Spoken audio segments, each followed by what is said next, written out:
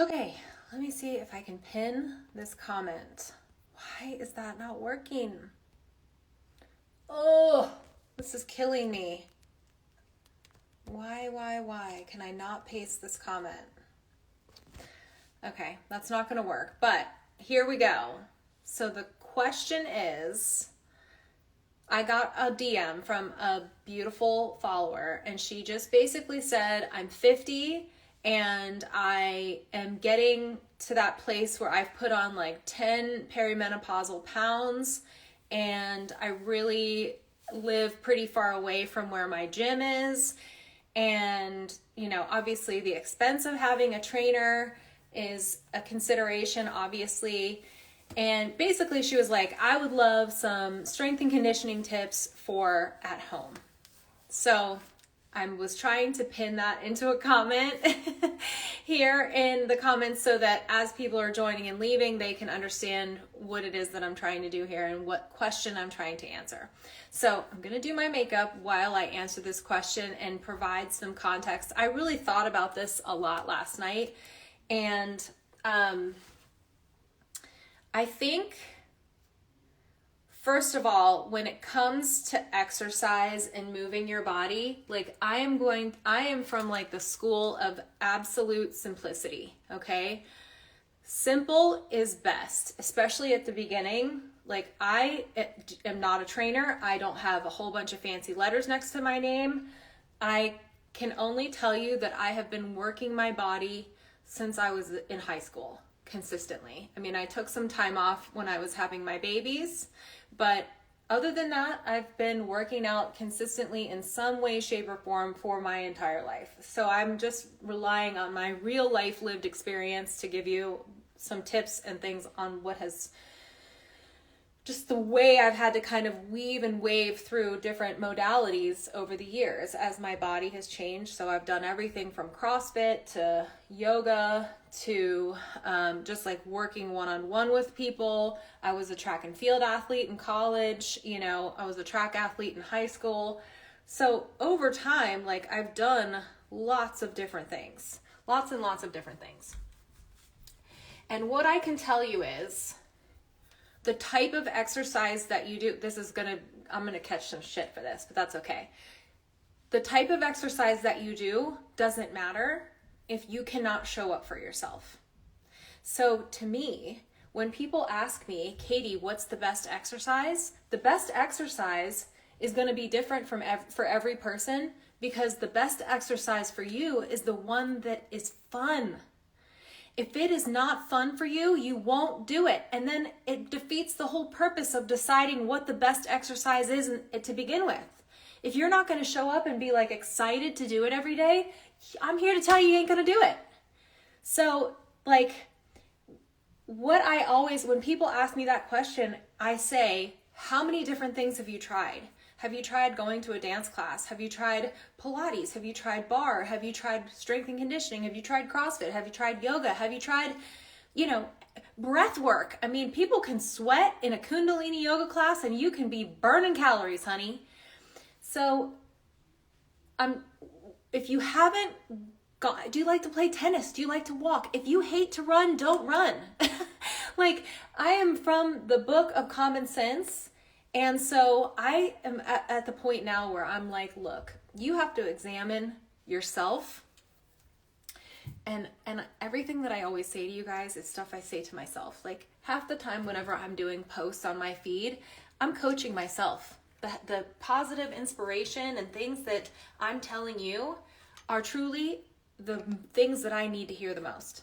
So don't ever feel like I'm preaching at you. It's just me coaching myself up, right? Bikram yoga, exactly. There's like so many different methods of getting 30 minutes of movement a day.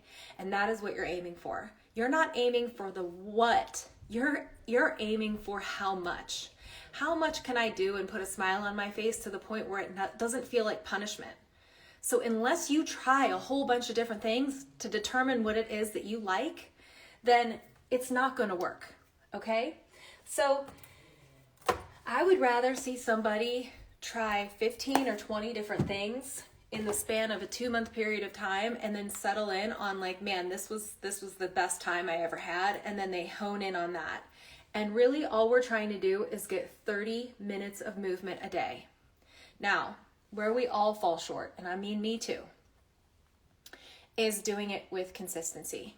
Okay, so when my thing, like, I think a lot of people are like, oh my God, I gotta get in on a workout program, and they spend a whole bunch of money, and then they start meal prepping, and you just get burnt out so quick doing that because you're choosing, I mean, I gotta journal, and I gotta meditate, and I gotta drink my water, and I gotta meal prep, and I gotta, intermittently fast, and I gotta exercise, and you guys just bite off way, way, way more. So I read this book a few years ago. It's called How to Do the Work by Nicole LaPera. Okay, I'm gonna tell you a story about this book and why it was so glaringly obvious how much we overcomplicate everything. Nicole LaPera talks about having like a client that basically was like damn near bedridden. She was like, had all these health issues, and just it was affecting her obviously, like socially. Her self-confidence was terrible, and again, it was a lot of like traumas and things like that. So it's like, where do you even start? And I loved what she prescribed for this individual. She said, you have to be able to earn trust with yourself. So the promises that you make to yourself, you have to learn how to keep your own promise to yourself, because that's going to build your confidence more than anything else. So she just told this person, you got to pick something almost arbitrary and stick to it. And that is going to build the trust cycle with you saying, I'm reliable. I can bet on me all day, right? If you can't do that, there's no way you're going to be able to stick to any kind of exercise or anything like that. So for this individual, the task was every day when you wake up, you're just going to drink a glass of water. You can put the glass of water on your bedside table the night before, or you can just get up. But the first thing that you're going to do is you're going to go drink your glass of water. Has nothing to do with hydration. It has nothing to do with, it just has to do with making a deal with yourself that you can keep. And when 1 week turns into a month, which turns into 4 months and 6 months, and you're looking back and you're like, well, holy shit, man, I've been drinking my morning glass of water, and I have kept my promise to myself for 6 straight months. Psychologically, what happens to us is we just think to ourselves, well, if I can do that, what more can I do? And we start leveling up the ability to make better and new deals with ourselves. I'll give you another example. My kids are Snapchatters. I've got teenagers, and so Snapchat is like how they communicate. And my daughter and her best friend have like a 600 or 700 day snap streak. So even Snapchat understands the human condition and how having a streak of doing something with consistency can give us that inner boost of confidence and like, hey, I have this communication, this exchange of energy with my best friend. She means something to me, and we communicate every single day. We haven't skipped a day in over 2 years of touching base with one another, and the bragging rights that come with that. So even Snapchat understands that a streak of anything, consistency on anything, has its own internal mental reward. So what I'm asking you guys is, you have to find something, anything, something simple, something small that you can use as the catalyst to build trust with yourself. And then once you build that trust, you'll be able to level up. And then you're like, man, I held it down. I did it. I've maintained this. And then that maintaining will spill over into the next thing. I'll tell you how it usually happens for me. So I'll start working out maybe after I've taken some time off. I've been injured recently. The last couple of years, I've been nursing away some injuries, which sucks. It really sucks. And that's the worst part of it. The last thing that you want to do if you're getting yourself into shape is get benched. I mean, you're making all kinds of progress, and then you get hurt, and then you're on your ass, and you're just like, oh, I worked so hard to get to this point, and now I have to stop.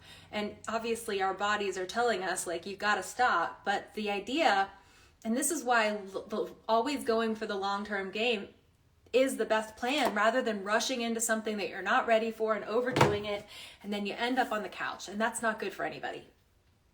So one of the things for me is if I start with, let's say, just like a workout program, and I'm like, hey, I'm just going to get in there and I'm going to do body weight for a couple of weeks. I'm not even going to touch a dumbbell. For me, the beginning is always just, can I do 30 minutes of movement 3 days a week? And if I can keep that promise to myself after a couple weeks, then of course at that point I'll start adding weight, and then I might start adding variety to things and being like, okay, the other 2 days I'm going to add in some cardio. And then naturally what happens is, as I start to do that, naturally when I walk out of the gym and into the kitchen, the last thing I want to do is eat ice cream or Oreos, because I'm like, man, I just put in all that work, and now the last thing I want to do is go undo it all by having a whole bunch of junk food or whatever. So I find that if I start in the gym, that's the best genesis place for me to, kick off the domino effect of making better choices everywhere else.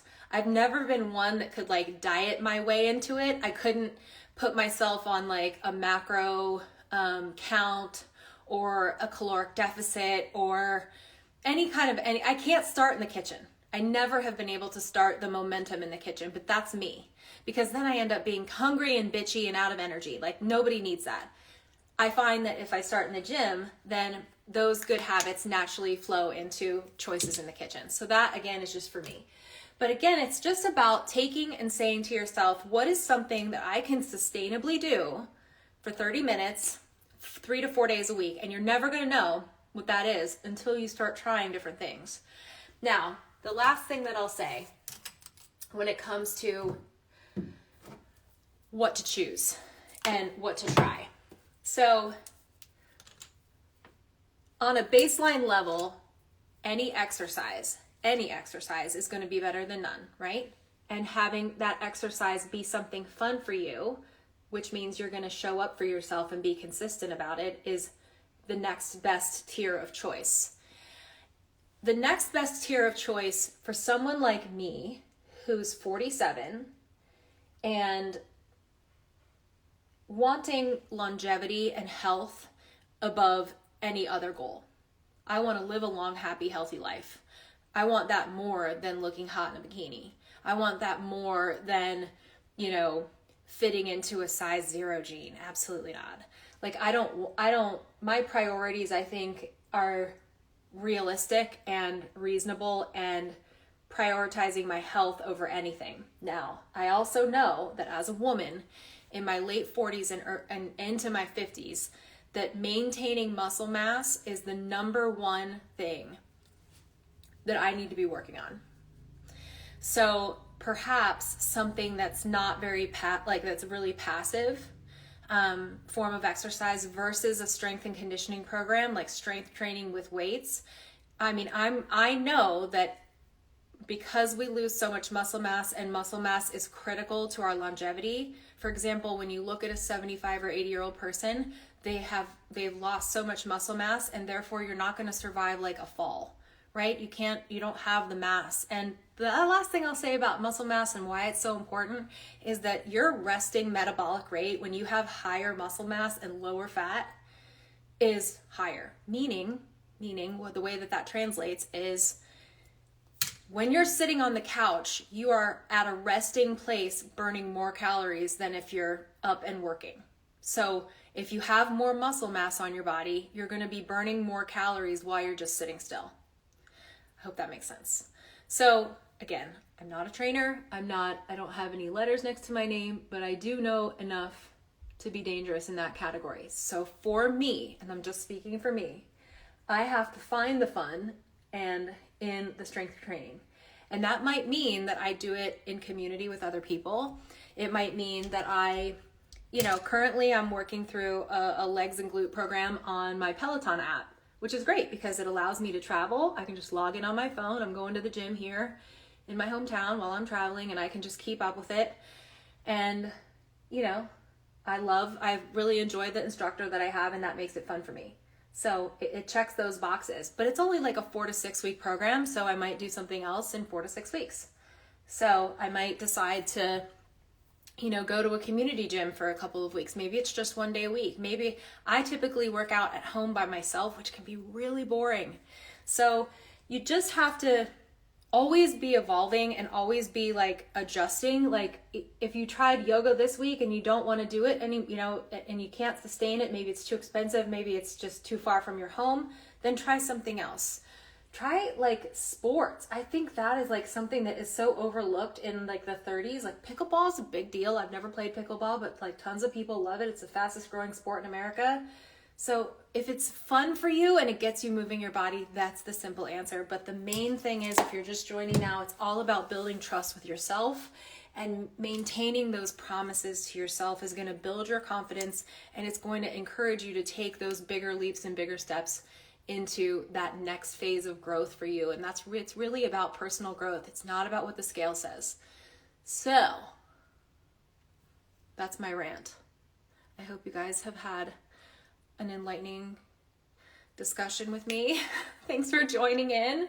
I'm actually going to go to the gym here soon with my daughter and sweat a little bit, and I hope you guys have an amazing day. And I really appreciate that I get questions and comments in my DMs, that I can have heartfelt conversations with you guys. So keep them coming.